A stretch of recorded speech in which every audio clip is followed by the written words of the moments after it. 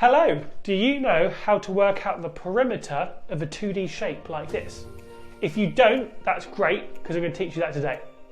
So, perimeter is actually really easy because all you have to do is add the numbers on the outside together. So, if we started off with a number 7 and then added this number 3, so what's 7 plus 3? That's 10, well done. And then if we added this one, that would be 17, good, keep going. And then if we added another lot of 3, that would be 18, 19, 20, well done.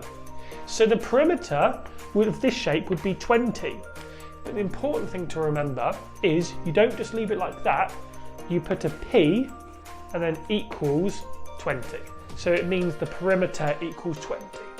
And that's all you do for the different shapes you're going to be learning. All right. So use this information, play the next game, and we'll see you in the next one.